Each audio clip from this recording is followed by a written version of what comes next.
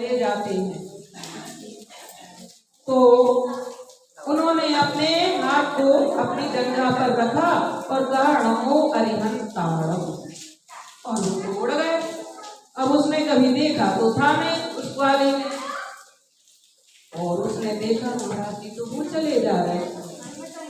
पर अब उसे क्या हुआ कि नमोकार मंत्र पर नमो अरिहंताणम पर श्रद्धा हो गई कि इससे तो ऊपर भी उड़ सकते हैं। तो वो तो बिना पढ़ा लिखा था बेचारा, महाराज जी तो चले गए। अब बेचारा वो रोज गाय चराने तो जाता ही था। तो एक दिन नदी के किनारे पे नदी में आ गई बाढ़, तो उसकी गाय कुछ बाढ़ में बहने लगी, नदी में बहने लगी। अब वो घबरा गया कि सेठ जी की गाय तो नदी में बहने लगी, अब क्या करे वो। तो वो गायों को बचाने के लिए नदी में नमो अरिहंताणम करके कूद गया। और वो क्या करता 24 घंटा नमोकार मंत्र का ही ध्यान करता, मतलब पढ़ता रहता। उसे ये तो था नहीं कि मैं कहाँ पढ़ूं कहाँ नहीं पढ़ूं, वो तो उसने याद ही कर लिया नमो अरिहंताणम। सेठ जी ने पूछा भैया तू क्या करता है? कई एक साधु थे उन्होंने मुझे मंत्र दिया है, मैं तो वही पढ़ता हूँ। सेठ जी को भी उसके ऊपर बहुत प्रसन्नता हुई कि देखो एक इतने जल्दी सीख भी गया है। सेठ जी ने उसको बहुत सम्मान दिया, कपड़े आदि दिए। फिर क्या हुआ कि बहते बहते उसके पेट में एक लकड़ी का ठूंठ था। नदी में पानी में दिखता तो कुछ है नहीं, तो वो ठूंठ उसके पेट में घुस गया और उसका प्राणांत हो गया।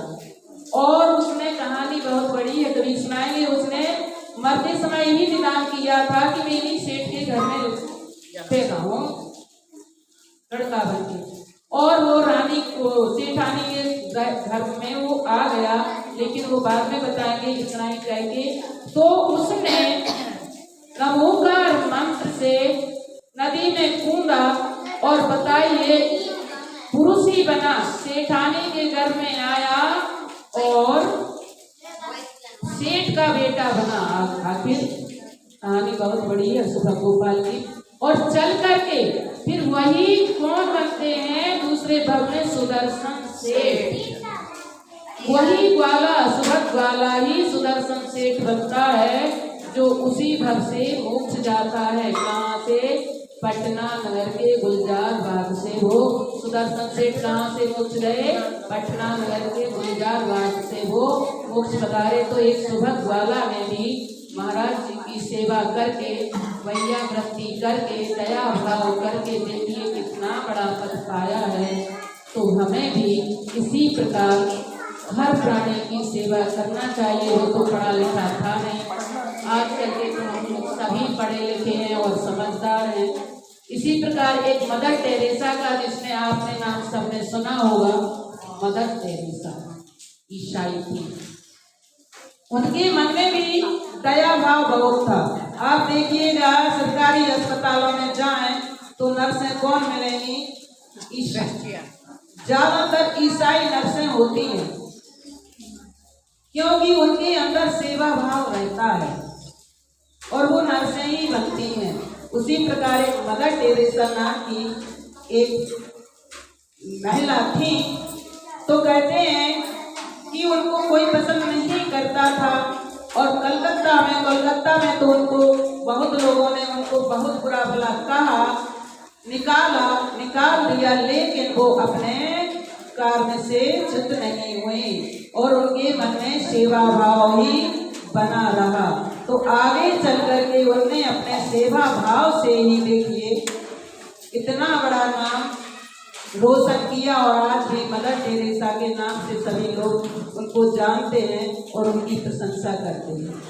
तो हमें क्या करना है कि सबसे पहले दया भाव, दया बिना कोई धर्म नहीं है। आप इतनी चाहे पूजा कर लो, पाठ कर लो, सब कुछ कर लो, अगर तुम्हारे हृदय में कोई दया नाम की चीज नहीं है, यहाँ से आप जा रहे हैं, रास्ते में कोई चीज मिल गया तड़पता हुआ, अरे हमें तो दुकान को देर हो रही है, हमें तो ये करना, हमें तो वो करना, कोई काम की नहीं है तुम्हारी पूजा न पाठ। पूजा छोड़ दो, लेकिन उसकी सेवा करो, उसको उठाओ, उसके मुंह में पानी जैसे जीवन भर तो बताओ। पूजा करने जा रहे थे शुद्ध वस्त्र पहन के, और उन्हें देखो, एक लाल बहादुर शास्त्री का भी आपने पढ़ा होगा, उनका भी उदाहरण आता है कि जब वो सवेरे सवेरे मॉर्निंग वॉक करने जा रहे थे तो एक टिल्ला पड़ा हुआ उन्हें मिला, वो तड़प रहा था।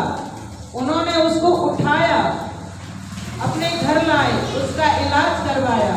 तो बताइए प्रधानमंत्री, और उन्हें जरा सी भी शर्म नहीं लगी कि मुझे कोई क्या कहेगा, नहीं। तो सबसे पहले तभी तो इनका नाम रोशन है। भारत में कब के वो चले गए, लेकिन आज भी हम उनका नाम कितने सम्मान के साथ लेते हैं, क्योंकि उन्होंने ऐसी छाप छोड़ी है अपनी जीवन की, जो हम आज उनको याद करते हैं। तो आप सवाल बच चुके हैं, इसलिए मैं और कुछ नहीं कहती हूँ। माता जी को देर हो जाती है, क्या करूँ, बहुत तो सोचती, इतना कह करके ही मैं अपने वाणी को विराम देती हूँ। ओम नमः सिद्धेश्वराय।